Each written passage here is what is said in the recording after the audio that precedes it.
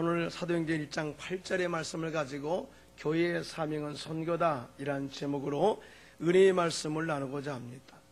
사도 바울이 회심하고 나서 하나님께 사로잡혀 사역하는 가운데 세 가지의 삶의 목적을 정했습니다. 하나는 하나님의 영광을 위해서 살아야 된다. 둘째는 이 공동체가 성장하는 데에 내가 헌신하는 그런 삶을 살아야 된다. 또 뿐만 아니라 세 번째는 정말 많은 영혼 구령에 열정으로 제가 쓰임받아 헬라인이나 또 유대인이나 모든 사람들이 구원에 이르는 선교의 목적으로 살아야 된다라고 이야기하고 있습니다. 이 세 가지 공통점으로 주장하는 목적이 뭡니까? 너희는 세상 속에서의 영향력을 미쳐야 할 것을 이야기하고 있는 거예요. 이런 교회란 말이 헬라어로 에클레시아입니다. 이 에클레시아란 말을 찾아보면 세상 속에서 불러냄을 받은 무리라고 이야기하고 있습니다. 세상 속에서 우리를 특별히 택하셔서 하나님의 자녀로 삼아주시고 그 안에 그룹을 만들어서 생활하는 공동체를 교회라 그렇게 말해요.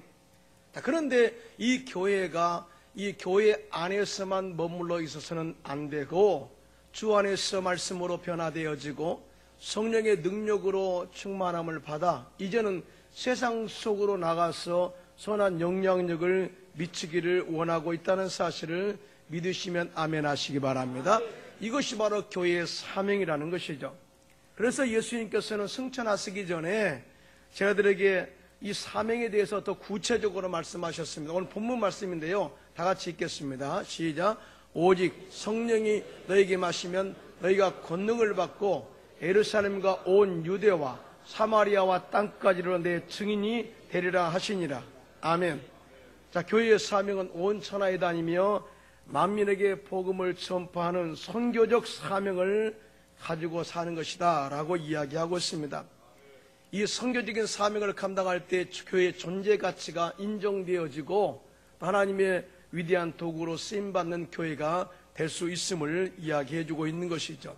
자, 그러면 이 교회가 교회의 사명의 선교인데 이 교회가 이 사명을 선교사적인 사명을 감당하기 위해서는 먼저 우리가 받아야 할 능력이 있습니다. 첫째로 성령으로 충만함을 받아야 합니다. 할렐루야. 교회는 여러분 말씀하신 것처럼 건물이 아니죠. 우리가 이 모여서 예배를 드리고 있는 이곳은 엄격하게 말하면 예배당입니다. 예배당. 건물이 교회가 아니라 이곳은 바로 예배당이에요. 예수를 믿는 사람들이 예수 그리스도의 이름으로 모여서 함께 찬양하고 예배하는 이 공동체가 바로 이 예배당에 모인 공동체가 바로 교회인 것을 가르쳐주고 있는 것입니다. 교회는 우리가 세상 속에서 능력 있는 신앙이 되기 위해서는 먼저 선행되어야 할 것이 있는데 위로부터 성령의 능력, 성령의 기름 부으심, 성령의 불같은 능력을 체험하고 출발해야 됨을 우리에게 가르쳐주고 있어요. 사실은 우리가 예수를 믿고 하나님의 아들인 예수님이 나의 구세주로 인정하는 것도 성령의 능력이 없이는 절대로 우리가 고백할 수가 없습니다. 고린도전서 12장 3절에 다 같이 시작. 그러므로 내가 너에게 알리노니 하나님의 영으로 말하는 자는 누구든지 예수를 저주할 자라 하지 아니하고 또 성령으로 아니하고는 누구든지 예수를 주시라 할 수가 없느니라. 여러분 믿으시면 아멘. 즉 우리가 예수를 믿는 것도 성령의 인치심과 도우심을 통해서 예수 그리스도가 나의 구세주로 고백할 수 있었다는 것을 이야기하고 있는 거예요. 여러분 사도 바울을 한번 생각해 보시기 바랍니다. 사도 바울이 아직 바울이 되기 전에 사울이었을 때에 그가 유대인의 율법과 전통에 중시하고 그런 지식으로 가득 차 있었을 때에 이 예수 믿는 자들을 잡아서 옥에 가두는 악한 일을 행하였습니다. 하루는 사울이 제자들에 대해서 살기가 등등하여 대제사장의 공문을 받아 다메섹에 있는 그 그리스도인들을 잡아서 남녀노소를 불문하고 잡아가지고 이 압송하기 위해서 가는 길목 가운데 하늘로부터 강력한 빛이 임하였습니다. 많은 사람들이 그 빛에 의해서 놀라서 자빠졌습니다. 그때 이로부터 소리가 들려왔습니다. 사울아, 사울아, 네가 어찌하여 나를 박해하느냐. 사울이 너무나 깜짝 놀랐습니다. 당신은 누굽니까? 그럴 때에 나는 내가 박해하는 예수라. 너는 일어나서 시내로 들어가라. 내가 앞으로 행할 길에 대해서 너에게 이를 자가 있느니라. 그렇게 말씀하셨어요. 사울이 눈이 멀어서 사람들의 부축을 받아 다메섹 집가에 있는 유다의 집에서 사흘 동안 식음을 전폐합니다. 먹지도 못하고 정말 이 모든 것 보지도 못하는 가운데 주님의 제자, 하나님께서 주님의 제자 아나니아를 일으켜서 집가의 유다의 집에 있는 사울을 위해서 기도하라고 이야기합니다. 그럴 때 이 아나니아가 말합니다. 하나님 듣지도 못했습니까? 사울로 말할 것 같으면 악한 자고 예수 믿는 사람들을 박해한 자인데 어떻게 그 사람에게 가서 기도하여 눈을 뜨게 할 수가 있겠습니까? 그럴 때 아니다. 내가 그를 이방인의 사도로, 이방인에게 복음을 전할 자로 내가 택하였다. 그러면서 이 아나니아를 사울에게 보내게 된 것을 보게 됩니다. 아나니아가 사울에게 도착해서 다음과 같은 행동을 하게 되는데요. 사도행전 9장 17절로 29절입니다. 다 같이 시작. 아나니아가 떠나 그 집에 들어가서 그에게 안수하여 이르되 형제 사울아, 주고 내가 오는 길에서 나타나셨던 예수께서 나를 보내어 너로 다시 보게 하시고 성령으로 충만하게 하신다 하니 즉시 사울의 눈에서 비늘 같은 것이 벗어져 다시 보게 된지라. 일어나 침례를 받고 음식을 먹음에 강건하여 지니라. 아멘. 여기서 주목할 만한 것이 있습니다. 이 아나니아가 눈이 멀어 고통당하고 있는 사울에게 안수했을 때에 성령에 충만하게 하신다 하니, 성령의 충만한 능력이 사울에게 임할 때 눈에 비늘 같은 것이 벗어지게 되고 영적인 눈이 떠해지게 되고 영적으로 힘을 얻게 되었다라고 말씀하고 있습니다.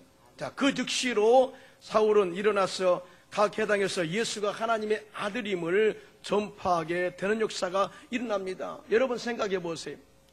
정말 예수 그리스도를 믿는 자들을 핍박했던 자가 성령으로 충만받고 예수 그리스도가 메시아요, 그 사람이 구세주임을 깨닫는 순간에 그의 삶이 완전하게 바뀌어서 예수 그리스도를 증거하는 사도로 쓰임받게 된 것입니다. 이 사건을 옆에서 보고 있던 사람들이 놀라 자빠졌어요. 이 사람이 예루살렘에서 주님의 이름을 부르는 사람들을 멸하라던 자가 아니냐, 여기 온 것도 그들을 결박하여 대제사장에게 끌어가고자 함이 아니냐. 그런데 어떻게 그렇게 변할 수가 있냐. 사도행전 9장 22절에 이렇게 말합니다. 다 같이 시작. 사울은 힘을 더얻어 예수를 그리스도라 증언하여 다메섹에 사는 유대인들을 당혹하게 하니라. 믿으시면 아멘. 성령 충만한 능력이 예수님을 박해하던 사울이 목숨 걸고 복음을 전하는 이 바울로 변하는 역사가 일어나게 된 것입니다. 이와 같이 성령 충만함은 인생을 완전히 바꾸는 능력이 있습니다. 이후 사도 바울은 성령의 충만한 능력을 받고 아시아와 그 다음에 유럽과 그리고 당시에 전 세계를 제패했던 로마에 들어가서 복음을 전하고 위대한 증인으로서의 삶을 마감한 것을 보게 됩니다. 할렐루야. 자, 이 우리가 성령 충만받지 않고서는 절대로 우리가 예수 그리스도의 증인된 삶을 살 수 없어요. 예수 그리스도를 주라고 우리가 이 고백할 수 없습니다. 뿐만 아니라 우리의 삶 가운데 절대 변화된 삶을 살 수가 없습니다. 평신도나 주의 종이나 가장 저주스러운 말이 뭔지 아십니까? 성령 받지 말고 신앙생활해라.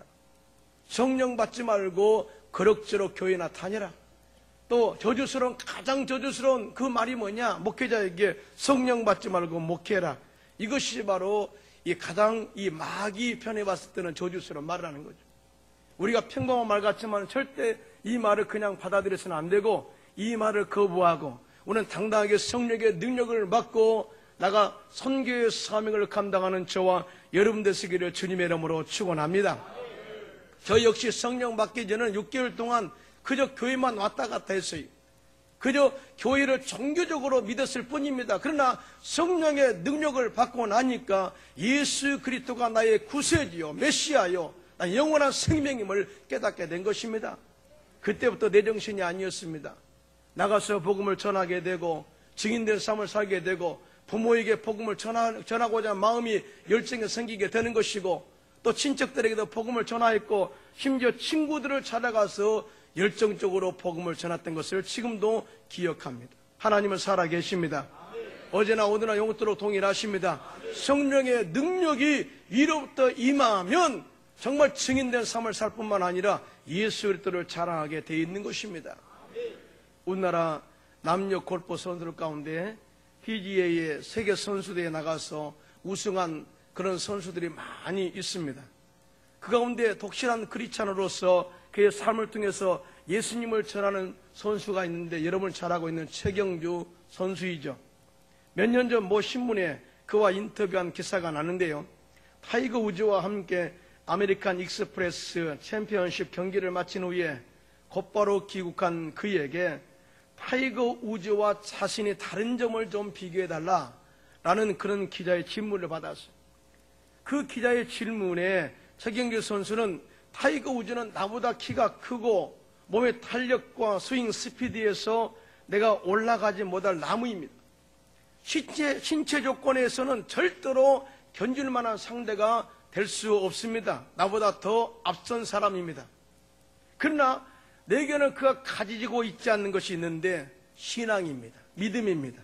예수님이십니다. 그래서 따지고 오면은 타이거 우즈나 나는 1대1입니다 라고 이야기했어요. 그는 시합을 할 때마다 항상 이 그의 아내 집사님이 적어준 하나님의 말씀을 품에 품고 나간다고 그러죠. 골프하다 보면은 이 벙커에도 빠지고 또 숲에도 들어가고 많은 위기 상황에 겹칠 때가 너무나 많이 있다는 거예요. 그러면 자기의 이 마인드 컨트롤을 하지 못해서 성질을 내고 한다면은 이 골프는 그날 망치는 것입니다. 그럴 때마다 하나님께 기도합니다. 그리고 말씀을 꺼내보고 또 성령님을 의지하고 침착하고 차분하게 당당하게 벙커에서도 빠져나오고 그렇게 해서 승리할 수 있었다고 고백하고 있습니다. 즉 그의 승리는 하나님이 도우셔서 하게 하신 것을 고백한 것입니다. 할렐루야. 사랑하는 성도 여러분, 우리가 정말 처한 인생이 정말 이 최경주 선수처럼 많은 어려움과 고난 가운데 저에서 가능성이 보이지 않을 때가 너무나 많이 있을지 모르겠습니다. 그러나 하나님이 우리와 함께 하시면 어려움 가운데서 헤쳐나올 수 있다는 것을 믿으시면 아멘 하시기 바랍니다. 우리는 부족하고 약해 보이지만은 강하신 하나님께서 우리를 붙잡아 주셔서 힘내 우리에게 격려하고 우리를 위로하고 이끌어 준다면 당당하게 그 어려움 속에서 하나님의 지혜를 가지고 빠져나올 수 있다는 사실을 절대로 믿게 되시기를 주님의 이름으로 축원합니다.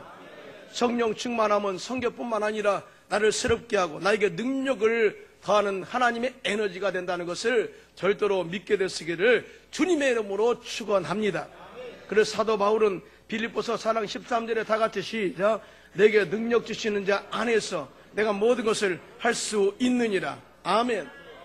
어떤 상황에서도 절대로 뒤로 물러가지 마시고 당당하게 일어설 뿐만 아니라 성령으로 충만해서 예수 그리스도를 당당하게 증거하는 저와 여러분 되시기를 주님의 이름으로 축원합니다. 스가랴서 4장 6절에 하반절에 다 같이 시작. 만군의 야훼께서 말씀하시되 이는 힘으로 되지 아니하며 능력으로 되지 아니하며 오직 나의 영으로 되느니라. 오히려 성령이 우리 가운데 임하시면 우리가 권능을 받고 예루살렘과 온 유대와 사마리아와 땅까지 이르러 증인된다는 것, 이것은 출발점이 먼저 성령과 함께라는 사실을 꼭 기억하시고 여러분의 생애를 성령과 함께 승리하시기를 더 주님의 이름으로 축원합니다. 둘째로 교회의 사명은 선교인데 사명을 감당하기 위해서는 위로부터 권능을 받아야 합니다. 아멘.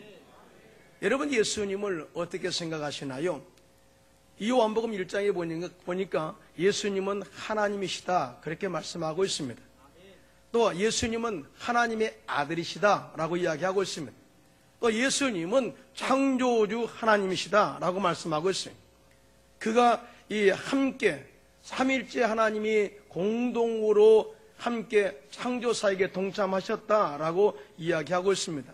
그 하나님이, 그 예수님이, 하나님의 아들이 타락하여 지옥 가는 인간들을 구원하기 위해서 육신의 몸을 입고 2000년 전에 이 땅에 오셨습니다. 그 하나님의 본체이신 예수님께서 이 공생애를 시작하기 전에 요단강에서 침례 요한으로부터 침례를 받고 물 위로 올라오실 때에 성령이 비둘기같이 그 머리에 임한 것을 보게 됩니다. 마태복음 3장 16절에 다 같이 시작. 예수님께서 침례를 받으시고 곧 물 위에서 올라오실 때에 하늘이 열리고 하나님의 성령이 비둘기같이 내려 자기 위에 임하심을 보시더니. 아멘.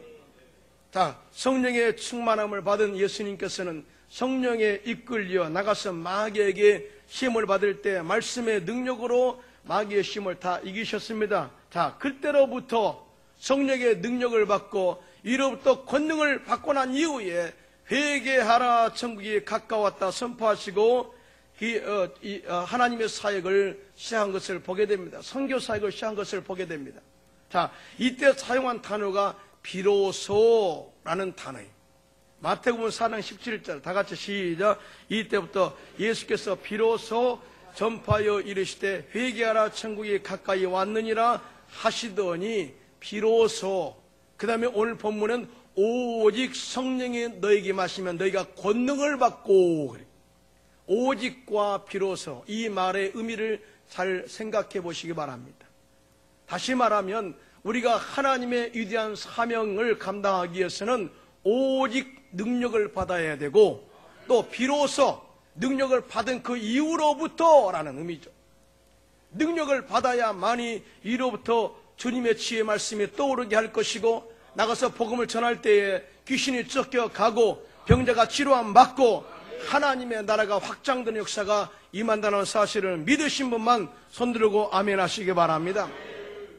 결론, 여기서 우리가 알 수 있는 것이 무엇입니까? 모든 선교의 사역은 이로부터 부어지는 성령의 능력과 함께 또 성령의 충만함과 함께 성령의 권능을 받아야 함을 이야기해주고 있는 것입니다. 성령 충만함과 권능을 받는 것은 선택 과목이 아닙니다. 필수 과목이. 모든 크리스찬이라면 마땅히 당연히 깊이를 꼭 받아야 할 위로부터 부어지는 능력임을 믿으신 분만 손들고 아멘 하시기 바랍니다. 예수님의 선교 사역에 역시 성령의 능력의 기름 부심으로 시작됨을 예언하고 있습니다.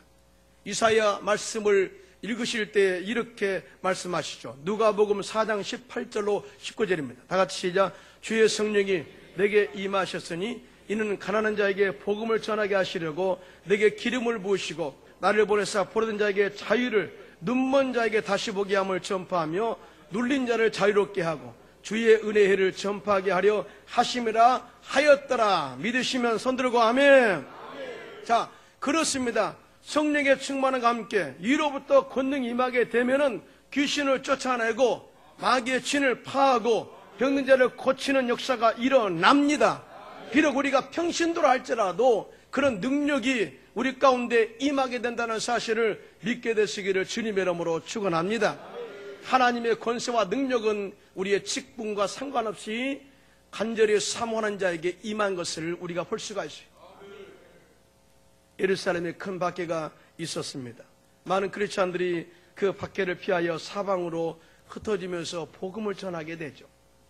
당시에 예루살렘 교회 평신도였던 빌립 집사님이 사마리아에 가서 복음을 전할 때 놀라운 역사가 일어났습니다. 사도행전 8장 7절로 8절입니다. 다 같이 시작. 많은 사람에게 붙었던 더러운 귀신들이 크게 소리를 지르며 나가고 또 많은 중풍병자와 못 걷는 사람이 나으니 그 성에 큰 기쁨이 있더라. 여러분 손들고 아멘. 이런 역사가 여러분의 삶 속에도 나타나기를 주님의 이름으로 축원합니다.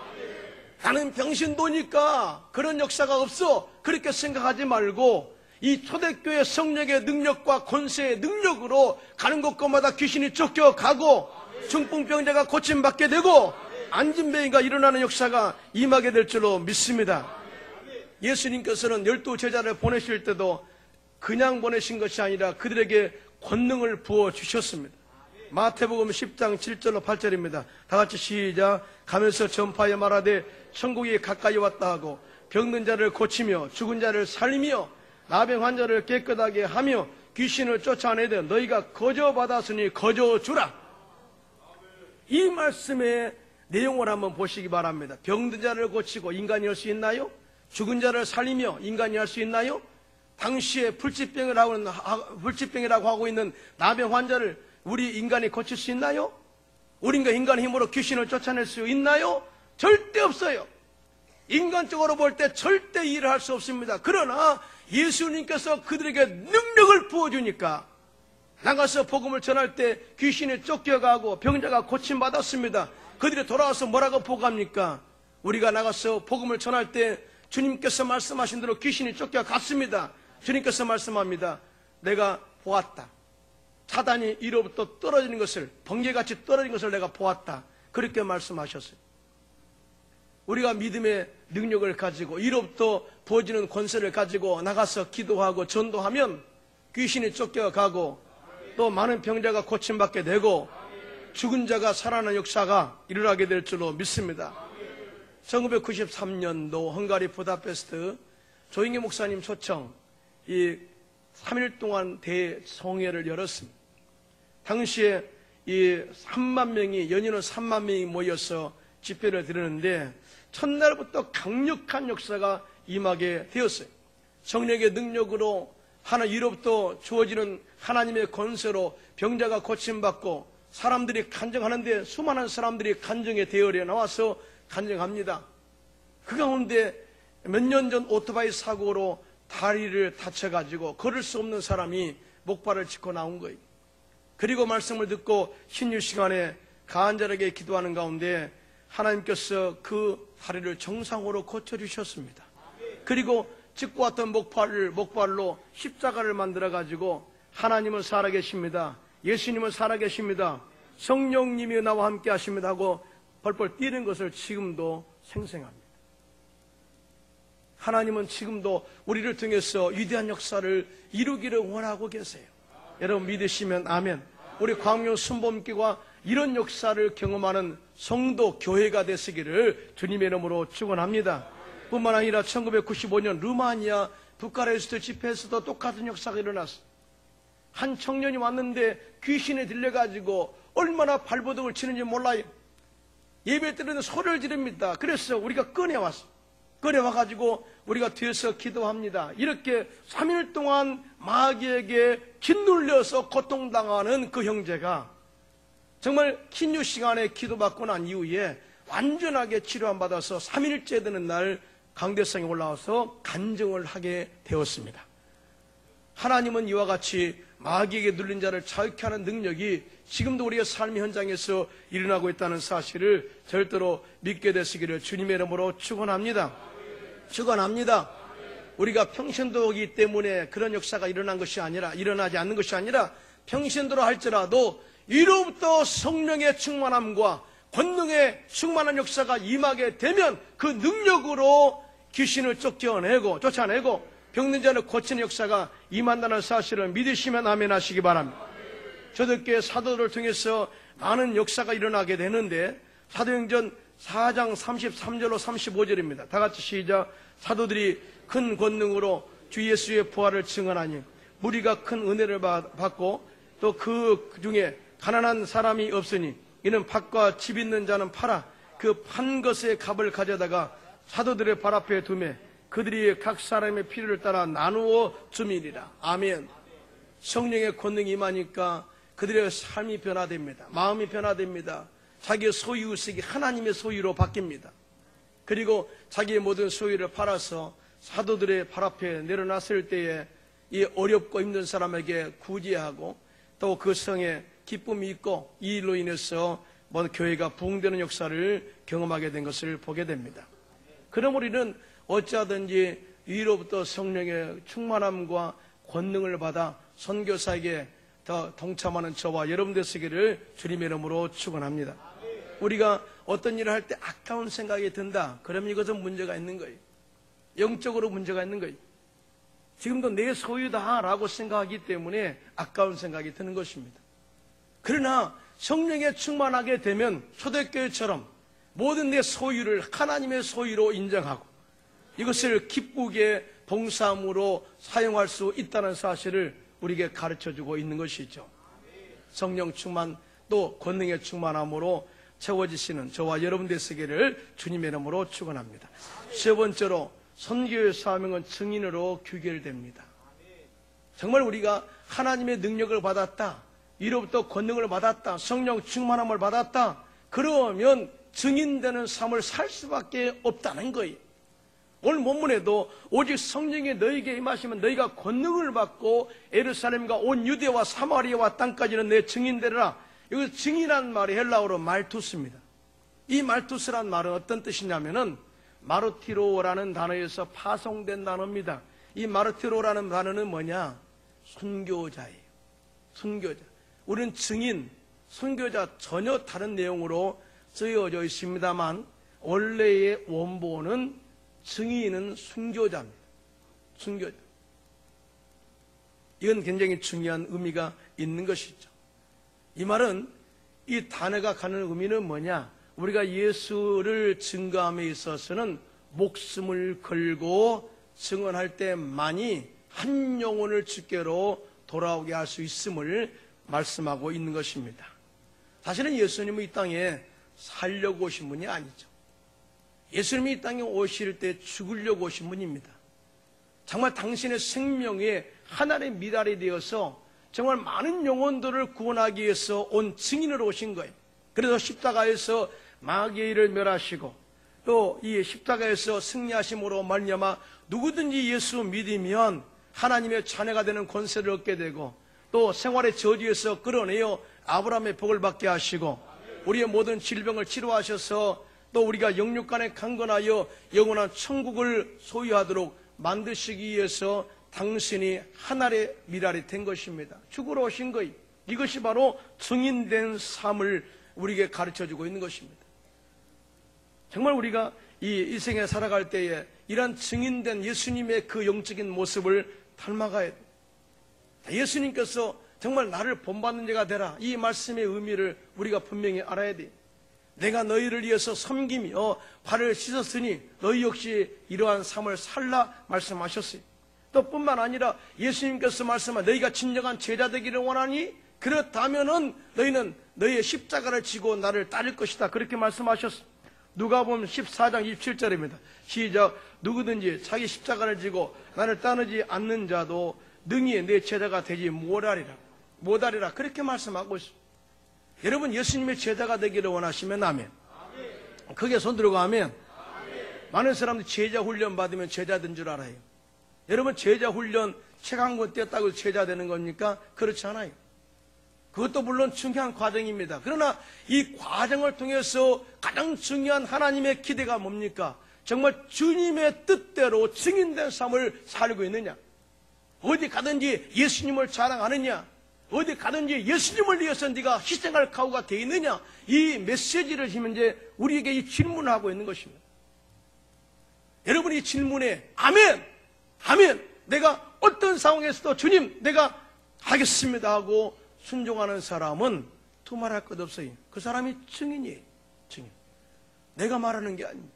하나님께서, 예수님께서, 성령님께서 그렇게 말씀하고 있는 거예요. 즉 복음을 부끄러워하지 않는 것이 증인이라는 거죠. 아멘입니까? 이렇게 우리가 살아간다면 죽음이 뭐가 들었겠어요? 죽음. 여러분 초대교회 교부였던 존 크리소스톰에 대한 일화가 많아요. 일화가 많은데 이 그분이 이 기독교 박해 속에서도 이 로마 황제 앞에서 당당하게 복음을 증거한 사람이 이 사람입니다. 그러다 결국은 잡혔죠. 로마 황제가 크리소스톰을 불러놓고 위협했습니다. 만일 네가 예수를 부인하지 않으면 멀리 귀양을 보내겠다, 이렇게 위협했다고 합니다. 그러자 크리소스톰이 말하기를 이 세상은 내 아버지 집이니 어디 간들 상관하겠습니까? 귀양 간들 그것도 아버지 집이고 이것 여기도 아버지 집인데 귀양 간다고 무슨 의미가 있냐? 그러자 화가 난 황제가 또 말합니다. 그러면 너를 죽여버리겠다. 크리소스톰이 또 말합니다. 나의 생명은 예수 안에 감추었으니 폐하가 능히 죽이지 못할 것입니다. 뭐예요? 당신은 내 육체를 죽인다 할지라도 내 영은 영원히 산다는 것이죠. 예수 안에서 부활의 생명이 있다는 것이죠. 당당하잖아요. 황제가 그러면 내 재산을 다 빼앗으리라. 그러니까 크리소스톰이 말하기를 내 재산은 하늘에 있으니 어디 빼앗아 보십시오. 또 황제는 최후의 위협을 가했습니다. 내가 내 친구들을 너로부터 떼어놓겠다. 당신의 나를 떼어놓을 수 없는 친구이신 예수님이 계시니 염려 없습니다. 황제가 하는 수 없이 그를 내보내었다고 합니다. 할렐루야. 결국은 뭐예요? 그 안에 있는 십자가의 능력이 당당함이 황제를 꺾어버린 거예요. 하나님은 살아 계십니다. 하나님은 살아 계십니다. 어제나 오늘나 영원토록 동일하십니다. 우리가 이 복음 전파의 사명자로 서기 위해서는 이로부터 성령의 능력을 받아야 됩니다. 그와 함께 성령의 권세를 받아야 됩니다.